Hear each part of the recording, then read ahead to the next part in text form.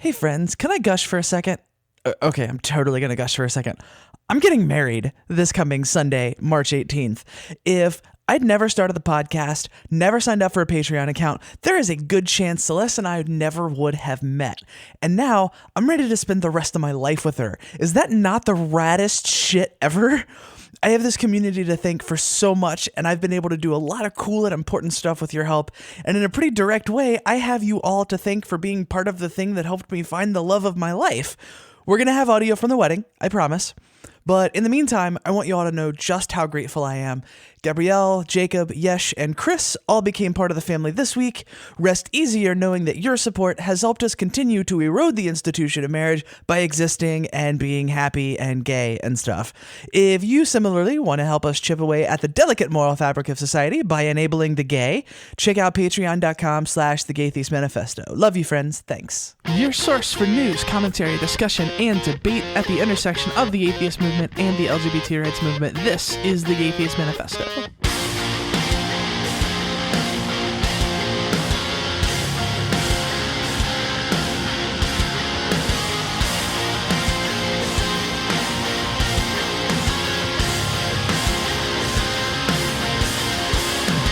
Hello, friends, and welcome to the Gay Theist Manifesto. I am your host, Callie Wright. Notably absent is the wonderful Ari Stillman. I'm going to compliment them anyways, even though they are not here. They had college things to do, which is obviously more important than our silly little SJW podcast.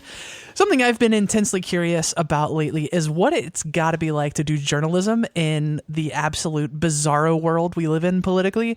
It seems like every day there's a new what the fuck moment in the political world in the United States. Like, major news organizations had to report on the fact that the president of the United States called countries shitholes during an official meeting. And obviously I could spend hours and hours going on about other stories, but I just have to wonder what it's like as a journalist to have to report this shit with a straight face, or even if you can, or how do you just not lose it completely? Like, I have several questions. So our guest this week is Zack Ford. He is the LGBTQ editor at Think Progress and scourge of Donald Trump trolls and transphobes on Twitter. Welcome to the show, friend. Hey, I'm glad to be here. So I am really curious about whether or not any of this feels new to you as a journalist. So there's like the awfulness in the political discourse and the really bizarre things that journalists are having to report now. And I know you've been doing this for a while. So is this really new, or is it just a new level? Are we just hearing about it more? Where do you think that lies? Well, it's interesting for me because my passion was never journalism. I mean, I like to write, and I certainly like what I do, which is why I've done it. But my background is in education and advocacy. And so journalism is just a thing I sort of fell into as the venue in which to do that. So what's interesting for me is I certainly describe myself as a journalist, and I've been at Think Progress for 7 years doing that now. But the way that I've been motivated to do it is different than a lot of other journalists, I think. And so processing this has been through that lens. And if anything, it's easier to stay motivated first thing in the morning where there are so many crazy things to point out and say, this shit is fucked up. And I'm going to help you understand why and why it matters. But it is different, I would say probably from early to mid 2016, as we really got into that presidential election and the rise of Trump and, what at the time people were calling the alt-right, but really just the re-rise of white nationalism. And, the tone changed. And then in particular after inauguration, where every single day, it could be Sam Nunberg just appearing out of nowhere. We've never heard of this guy before, but now he's the star of the news. And now the news cycle has just spiraled completely out of control in a brand new direction. And, by February, right, only a month past inauguration, we started to joke that Wednesday was the new Friday, that if you got as far as Wednesday, whew, it was a relief. You can kind of see the light at the end of the tunnel and you're making it now. Eventually we had to edit that again to 5:00 is the new Friday. And even that is still too generous because so many crazy things still break after 5:00. But at least if you're I got to the end of the day, and if I have to cover anything else, that's a sort of more of an improvisation.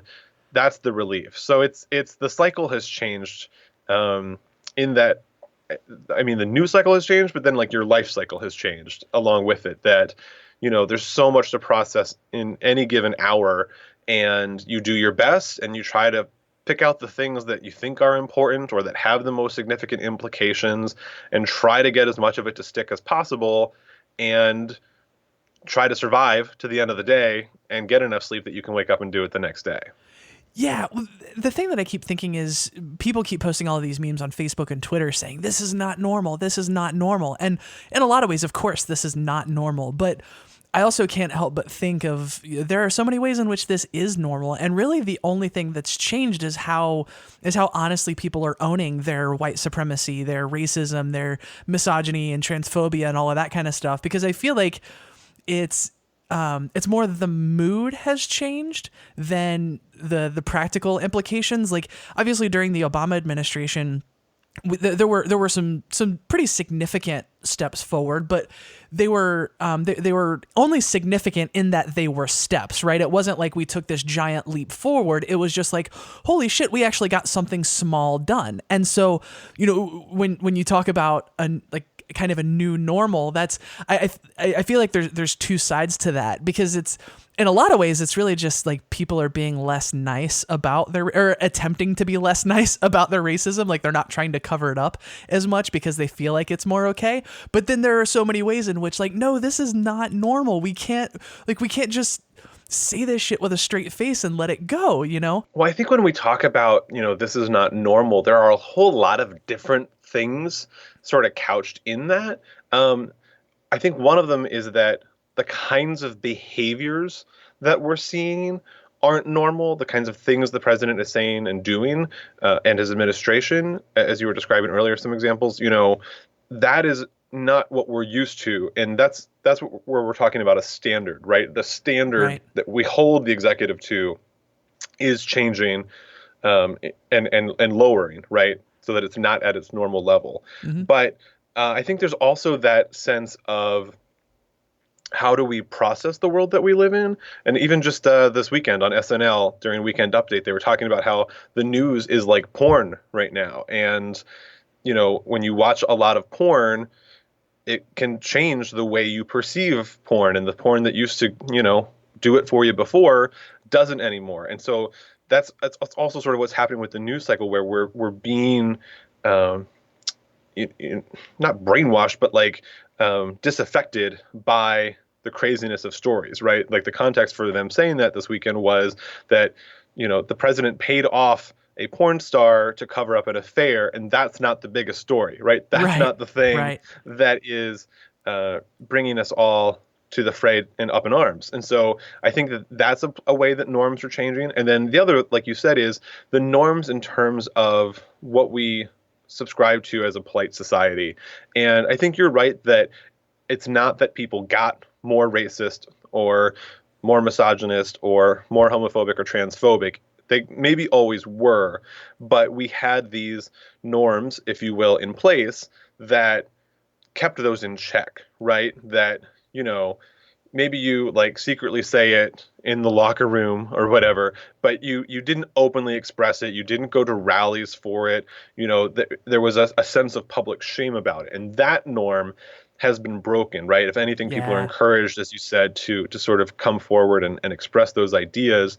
And we haven't figured out a way to reset that. And I don't know if we will, so long as, this chaos of the news cycle and a president who continues to lower those standards for us keeps that chaos going. So it's really hard to process it all. But like, yes, norms are changing, but on so many different levels and in so many different ways that both intersect with each other and operate independently. I read a quote from Bill Moyers talking about this kind of thing, and this really struck me. He said, "Safeguarding the truth has never in living memory been more difficult in the democratic world." And this was said in the context of the Trump era and the disinformation and all that kind of stuff. Do you feel like that's hyperbole, or would you mostly agree with that? Because I'm not really sure. Sure. I think truth is an interesting thing because, we are in the age of information. And so the way that we think about truth is not whether or not we have it, but whether or not we can sort it out from everything else, right? The age of information is becoming the age of noise. And so I think that the truth is easier to find, or easier to be, it's more available, I guess I would say, but harder to find. So um, I I struggle with this every day in my work, which is, okay, all of this crazy stuff is swirling around. How do I help my reader understand what they need to know and what kinds of issues are implicating their lives or the queer people around them?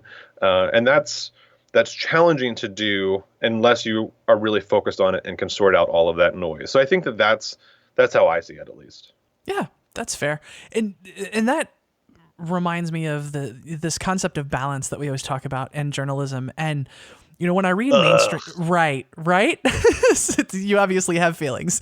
I do. So when I read mainstream news sites, I am just shocked at how dispassionate people can seem to be reporting on the absolute most outlandish shit. And like, I have to believe that at least for some people that's really difficult, and I understand that people want news to be balanced. Like, I understand the motivation, and obviously everyone has biases, and there are lots of folks who work very hard to try to ignore those biases to make sure that they're giving a fair assessment of a story. And I frankly, I don't feel like that's always a good thing.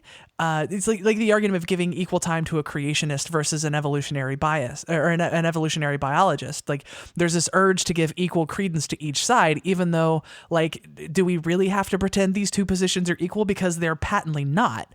And your organization obviously wears its political motivations pretty proudly, but do you think there's value in that kind of reporting where people even sometimes strain credulity to maintain balance? I don't. And I have always, like I said, my training was not in journalism, right.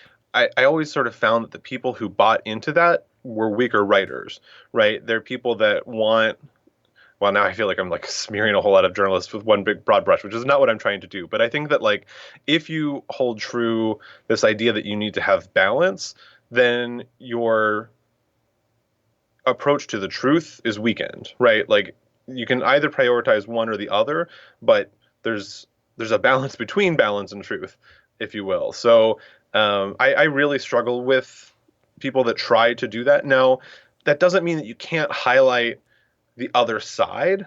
It's really a question of context. Now, I write about conservatives all the time, right? Here is what these hate groups are saying. This is the rhetoric they're using. This is the stuff that they're putting out there that they're, is so toxic. But I'm contextualizing it as, here's why they're wrong. Like, not just they said it, but recognizing that they didn't say it in a bubble.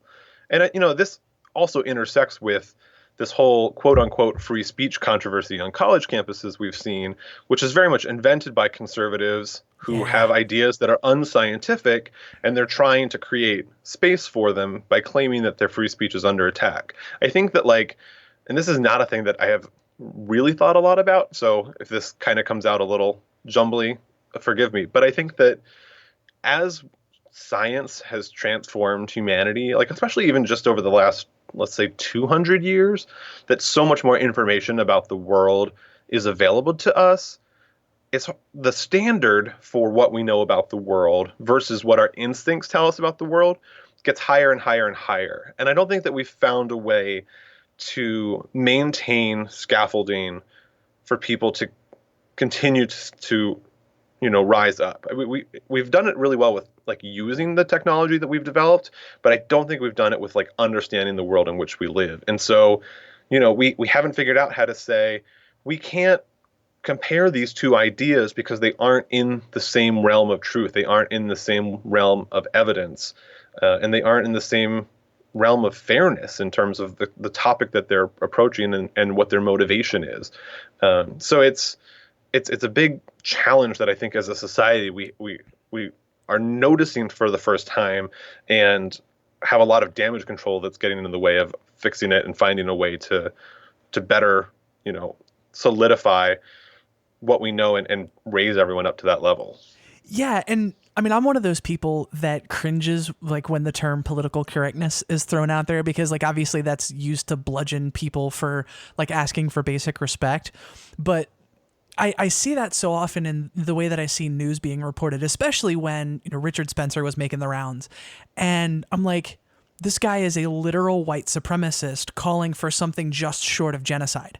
Like, he may not be actually Hitler, but like, he's read the book and he's following the book. And I mean, do we really have to treat this guy as if he's coming from a legitimate ideological position? Or, when the president says something that is just obviously a lie, like it's not even a matter of perception. Like, he's literally saying something that he knows is factually incorrect for his audience to lap up, that news organizations have to be so soft in how they deal with that. And that's, I think, what the right derisively calls political correctness as a concept. I feel like that's actually the dangerous sort of political correctness, where we feel like we can't just call that what it is. Yeah, not only that, but I think a lot of us have this idea in our head that if the next Hitler were coming along, we'd know, right? We'd be able to figure out, and we'd be able to say, oh, they're following this playbook, and this is clearly the trajectory that we're on. And I sometimes wonder, like, if the way that social media has sort of flattened accessibility, right? And like, a person can be famous, but how many people are famous just because they started doing whatever on YouTube? It wasn't because they got their big break in Hollywood. It wasn't because they had some rise of political power. Like, there's so much more access to having that kind of platform. And so I think that, we are looking for certain signals of a person that is, following that playbook of trying to rally people around very exclusive and possibly directly hateful views.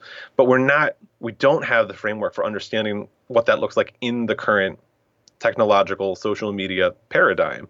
So it's harder to say, well, he's very Hitler-esque in his views, because it's also easy to say, yeah, but like, he doesn't have any influence except for people who already agree with him. And then we can just tell ourselves, well, that's not a lot of people. And now we're seeing that maybe it's kind of a lot of people, and they have their own venues. And, he became such a prominent voice the way he did because of that. And we don't know how to reconcile that. And that whole, like we were saying before, where people are feeling more brash about being open about these views, we don't know how to respond to that, because we want to revert back to the polite shaming that seemed to be working before. Yeah, well, and that comes back to the sort of problem and promise of the democratization of news by social media, because obviously there are fewer gatekeepers, and I tend to think of that as being a good thing, but that obviously opens it up for people to say what the hell ever they want with no filter and very little opportunity to fact check in real time. So it excites me and it scares me, because like, obviously humans have a bias to look less critically at things that confirm things we agree with. And so you see a lot of people sharing things that it's like, you're on my side, and the conclusion that this comes to is something that I'm behind, but so much of what's in this is wrong, or like obviously not true. And so it's this double-edged sword that, I mean, we could talk all day long about the positives and negatives of social media, but like, in this context, it's something that excites me and scares the hell out of me. Is that something you think about a lot? Yes. I mean, clearly, some of my coworkers sometimes follow what's happening on Gab, which is the, white nationalist Twitter alternative universe. Because they just created their own platform that they couldn't get kicked off. And they spew all kinds of interesting things there. And I don't know what to do with that. Like, sometimes I even wonder, like, is our speech too free? Because I look at other countries that, try to wrangle hate speech more than our Constitution allows, and it seems like the result's more positive. So, I totally respect that people have a very purist view of our freedom of speech, but I think that we also have to take into account, like, what is best for our society. And there are sometimes things in the First Amendment, sometimes things in the Second Amendment, and other standards that just don't necessarily get us to what I think could be the ideal result for our society. And we're just incapable of having conversations about that. We each have our own bubbles that tell us what we want to hear. And, it's so difficult to challenge those ideas that we've had before. Like cognitive dissonance is our worst enemy right now.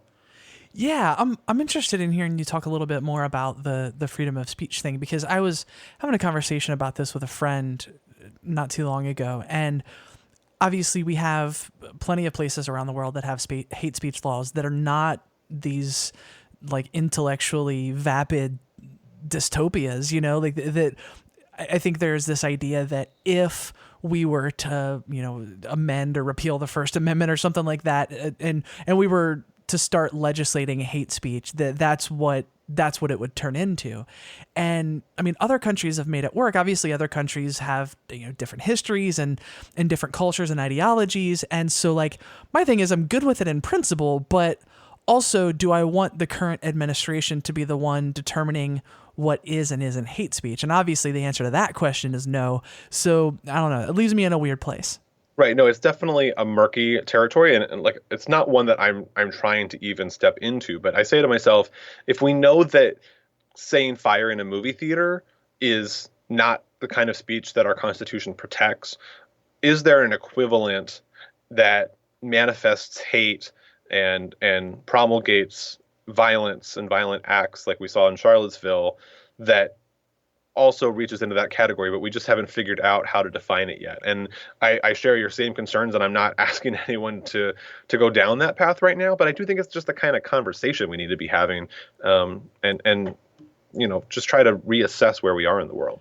Yeah, I feel that too, because I feel like sometimes it's not even, like, I feel like it's taboo to even have that conversation and admit that we think like, maybe there should be some limits here. Maybe we should even be able to have a discussion about some sort of limitations, because I mean, obviously, direct incitement to violence is illegal. Me saying like, I'm going to kill you, or I'm going to come after and kill your mom, like that kind of stuff is obviously not protected. And there's plenty of stuff that obviously is.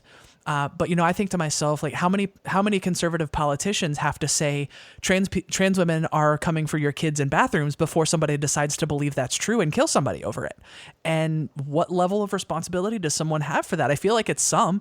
I mean, ultimately, the person who takes the action it has the ultimate responsibility. But I feel like we can't ignore the other contributing factors. So yeah, I'm just not sure where I'm not sure where I come down on that one. Right, and I made the same argument about, shunning trans kids and the possibility that could lead to severe mental health consequences, including depression and suicide. Like, you might not be directly trying to harm them. You might even think that you have their best interests in mind, but you're still saying something that pushes them in a different direction that is unhealthy for them. And we don't have any way of taking accountability for that, and it's a big challenge. I want to jump back for a second to talking about sort of owning your bias in journalism and writing, and I'm curious. I mean, is it just being aware of those things, trying like having a sort of self-awareness that some people don't have, a more deliberate self-awareness? And because I worry that starts to be a slippery slope, maybe. And like, there are some environments where the argument about, the liberals living in a bubble, there are some times where that actually starts to be true. Because, any problem that anyone talks about, it's something that exists. But the question is it big enough of a problem that we need to have a conversation or talk about it, right? And there are some times where I feel like that bubble we live in is like, I feel like that might be starting to become a legitimate thing. And so, if we're owning our political stance and we're owning the biases that we have because we believe they're based in truth, which I obviously do, I'm curious how we make that balance from not spilling over into becoming that like conservative straw man of a progressive. Do you have thoughts on that? I mean, there's a lot there to unpack. One of the reasons that I'm an atheist is I like admitting to myself when I'm wrong.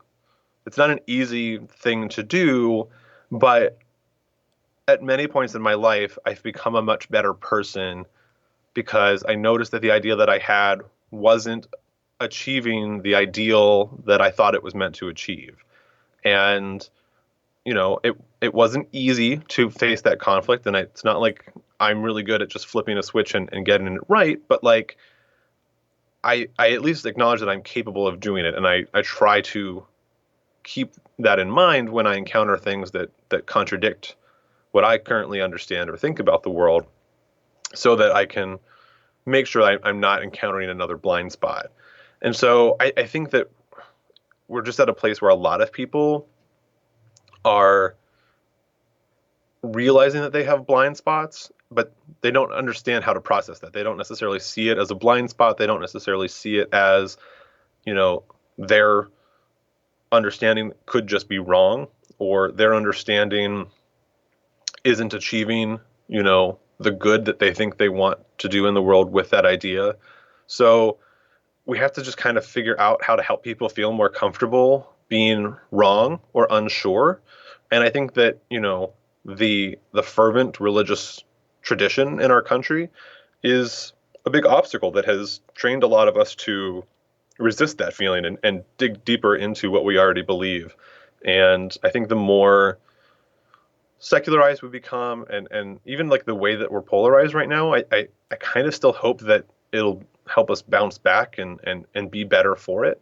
But it's so murky and complicated right now. It's very hard to figure out, with all of the different issues that are circling about, how to just help people make sense of it all and make sense of all of these new ideas and concepts that are coming their way. Yeah, that's something that I struggle with, because that's the discourse in the atheist community is very often around the idea that if we become a more secular, less religious society, or even a more secular, people can hang on to whatever their religion is, but they recognize the value in a secular society where religion doesn't get to make the rules for everyone. That would sort of be an inherently more just and rational society. And I fully admit my bias existing in the sort of social justice world of atheism and seeing some of the worst of the shitlord YouTube atheist, and I see people who have ostensibly left all of that behind and are still as incurious and unrational as any fervent religious right-wing jerk that I've ever met in my life. So you do think that because my thing is, I wonder if the religious tradition of hanging on to your view of the world and how right you are stems from something more innate to humanity. The fact that we're pattern-seeking creatures, the fact that we prefer, that we dislike ambiguity, and I can see an evolutionary reason for that. And obviously that's not to justify it saying it's okay, but just sort of trying to identify where it comes from. I'm not sure that I'm convinced that a secular society is an inherently more rational society. And those are words I never in a million years thought I would say. But like when I think through it, I don't know that I'm convinced. But you do think that? No, I'm in the same sort of murky area where you are. But I think that's partly because there's that other piece of where the personal is always political. Sure. And that's why I, have struggled when I've entered atheist spaces, because they to me read as very straight white cisgender male, and the passion seems to be around the things where those individuals feel most persecuted, which is around their atheism. And so science education and things like that become their biggest passionate topics. And so I think I'm sort of trying to think past the conflict between religious people and atheists that it sort of has us mired right now, and thinking more towards when we can move past that and sort of think about how we can think about secular reasoning in a way that isn't just about the persecution that we experience as non-believers, but actually kind of informs a bigger worldview where we recognize how to see other issues that don't impact us personally, and really sort of embrace that humanism side of the atheist movement that sort of seems like a stepchild cousin type thing to some of the other more passionate atheists, but I think is just as important an issue that okay, we're thinking about the nature of the universe more rationally. How are we thinking about the nature of humanity more rationally. And that's the step that I just don't think we've gotten to, and that I'm still sort of curious and open-minded to see. Yeah, that's really an interesting way to put that. I think I've probably spent 20 or 30 minutes trying to articulate that point that you just made in the last couple of sentences about like thinking more rationally about the state of humanity. Because there's this whole thing with Lawrence Krauss, and not just specifically with him, but sort of with popular men behaving badly and getting called for it, and the fights that ensue afterwards. And there seem to be so many lapses in critical thinking when we talk about this stuff, because it's like, oh, you're just going after him because he's famous, and that becomes an infinite regression, because every time I see someone famous being accused, I can think of somebody more famous who, like, what I mean, if you're just going after him because he's famous, why wouldn't you go after this other guy instead? He's more rich, he's got more money to give you in a lawsuit. He's the guy on the higher pedestal to bring down. So, like, I don't know that reasoning holds up. And then you have, dozens of well-researched and corroborated allegations against a lot of people, and somehow they're all making up strikingly similar stories despite the fact that they are unconnected with one another. And I'm just like, it's not video evidence, sure, but like, if that doesn't point you in the direction of like, yeah, there's something going on here, like, you're not as rational and critical a thinker as you think you are.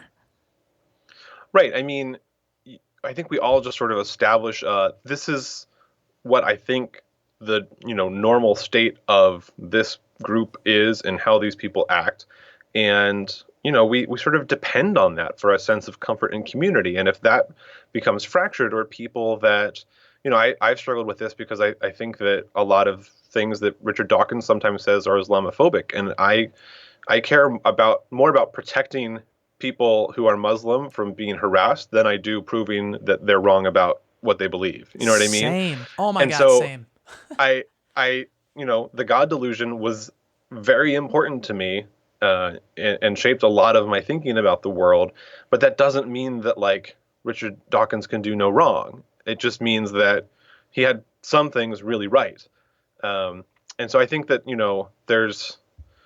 there are a lot of golden calves that we have to sort of recognize are not necessarily infallible. We've figured out how to get away from one supposedly infallible being, but maybe we created a few others along the way. Yeah, well, and that's a struggle that I had too, because I came into the atheist movement with some pretty rose-colored glasses about the whole thing, as as a trans woman, as a queer woman, as a woman. Period. The circle that I was in felt like a very safe place for me, and so I was like, oh my gosh, I found my people. And the more you explore, the more you find out that that's not necessarily the case, and you start seeing all kinds of stuff. It's like, oh man, right-wing Christians are the ones that are supposed to be doing that, not us. Like, it's gosh, I don't know that I want to be a part of this community anymore. I'm going to go start a Star Trek podcast and just be a nerd all the time. And then that would be amazing. I would listen to that. Right. Well, here's the thing though, is I feel like maybe this is cynical of me, but like, I feel like, am I so naive to think that if I make that jump, I'm not going to find the same shit in that community? Probably. And I'm sure that you would indeed. And what's interesting to me is that there's a it's not a defining issue, so litmus test is probably too strong a phrase, but there's an interesting question that I like to ask atheists, which first kind of came up for me when I read Greg Epstein's Good Without God, which is, should interfaith groups include secular people? And should we as secular people look for opportunities to work with interfaith groups? And it's a really polarizing question, because there are some people who kind of want nothing to do with faith groups and find, that anything that humors what they're doing and what they believe to be intolerable. And then there are a lot of people that sort of recognize we're not going to eliminate religion in our lifetime, and maybe not in the history of humanity that's yet to be written.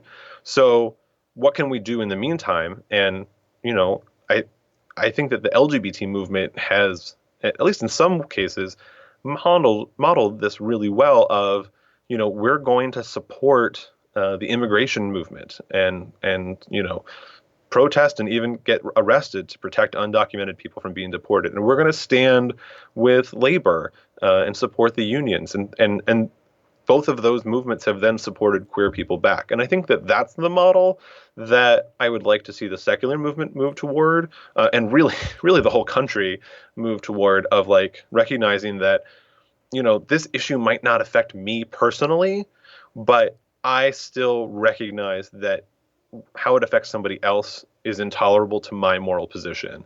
And you don't have to be passionate about every single issue. I am not particularly passionate about climate change, for example. I believe climate change is a real thing and really scary, and I, support all the science and, renewable energy. Like I'm on board with all of that, but it's not a thing that I personally sit around writing about or talking about. But other people do, and I support them and try to lift up their work, and I look to them to support my passion for LGBTQ issues, which they might not be passionate about. So I think it's both true on the level of our secular atheist movement, but also on the level of society, that we all just need to think about each other as humans, not as Americans, not as cis or trans people, not as gay, straight, or bi people, but like humans, and go back to that good old golden rule, which is golden for a reason, even for those of us who don't believe in the Bible, of how do we like treat people the way they deserve to be treated based on who they are. And that's just it's a hard concept that, we get lost in our own heads, and we don't understand what other people are experiencing because it's not our experience. And we struggle with that. Yeah, I'm formulating a talk in the beginning stages where I'm basically going to be like, congratulations, we're atheists. What do we need to do? Become a church. And obviously that's kind of a clickbaity way of saying it, but I think to myself, people associate church with religion, but what a lot of people associate church with is community.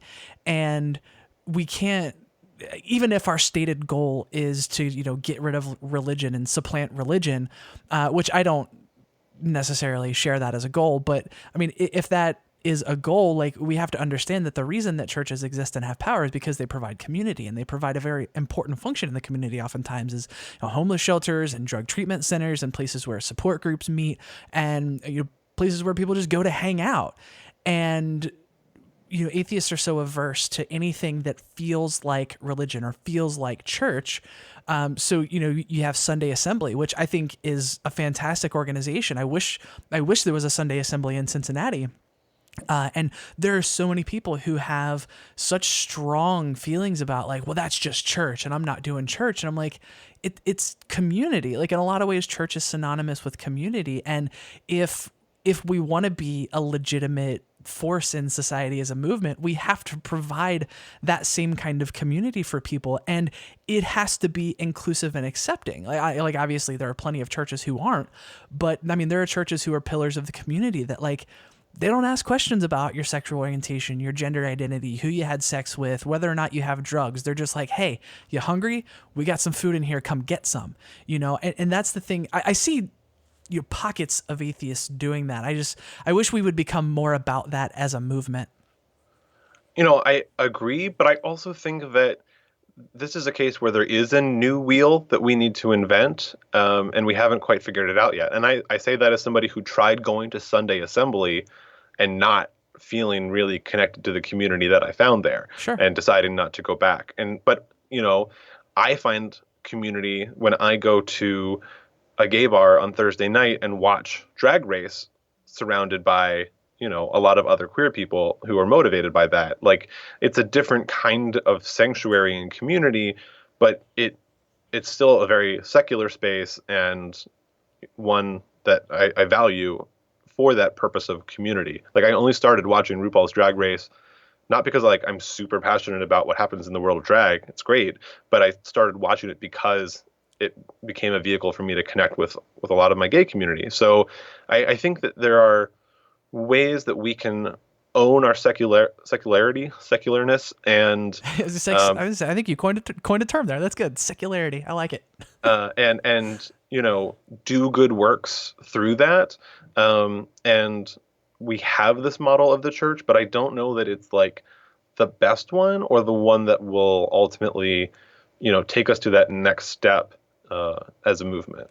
Oh yeah, for sure. And I have to figure out how to word it, because I don't literally mean like, well, we need something like Sunday assembly for everyone. What I more mean is actually closer to what you said, where there is a function that it serves, and we need to figure out how to serve that purpose, whatever that ends up looking like. If it's and I mean, there are atheist meetup groups, and where there's speakers and that kind of stuff, and that's all. That's all good. And maybe it's just a problem of scale, right? Like maybe there just aren't enough of us to provide those kinds of things at the scale that's necessary to become a huge force, or maybe there's just such a diversity of need that there can't be a centralizing a centralized entity around that. I don't know, because there's the joke, it's like herding cats, right? Getting people to agree on things and do the same things, and I think maybe that might we might end up being victims of our own success in that way. I don't know.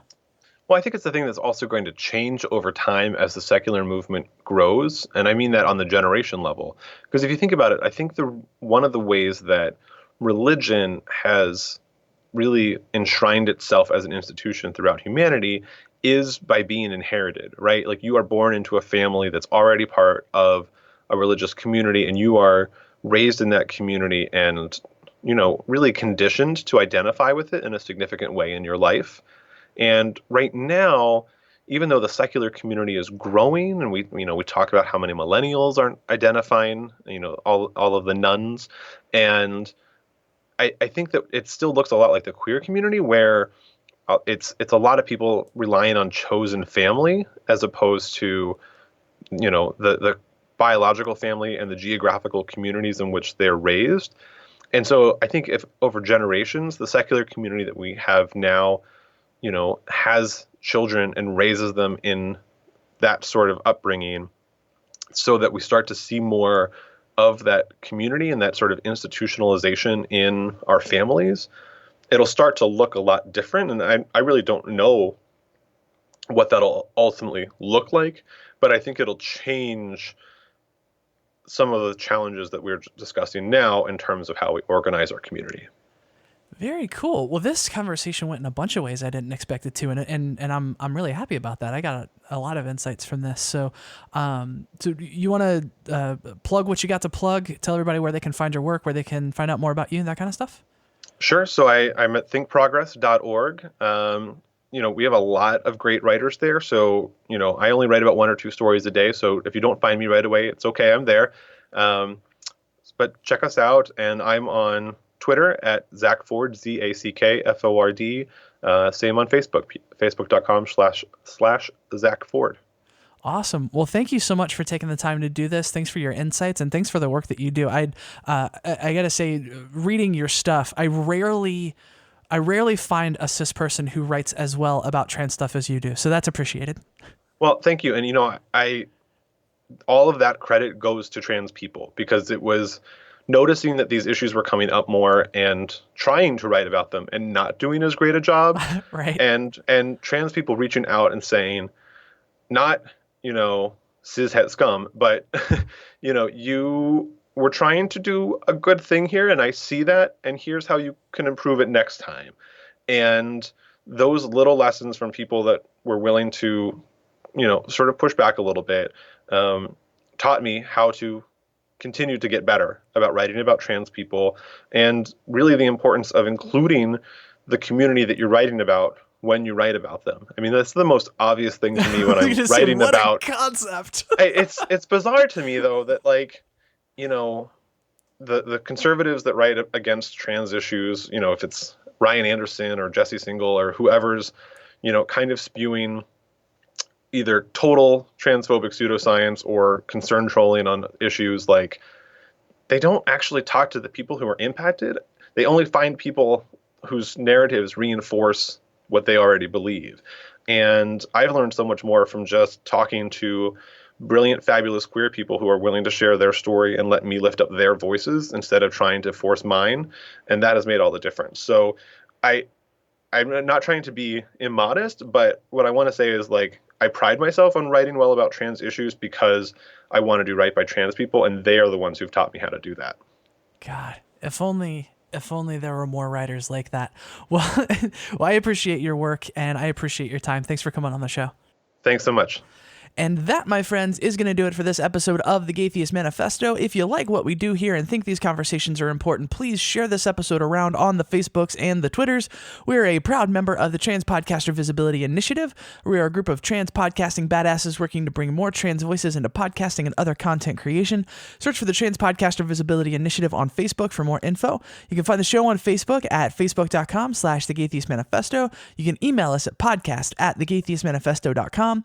I'm on Twitter at Gaytheist Callie. You can find the show on Twitter at The Gaytheists. Obviously, there's no Ari thing. Because there's no Ari, we are all very sad. If you want to support the show and the activism we do, you can head to patreon.com/The Gaytheist Manifesto. Make a per episode donation as little as $1 per episode. If you can't do that, you can also head over to iTunes, give us a 5-star review. That helps us move up in the rankings and get heard by more people.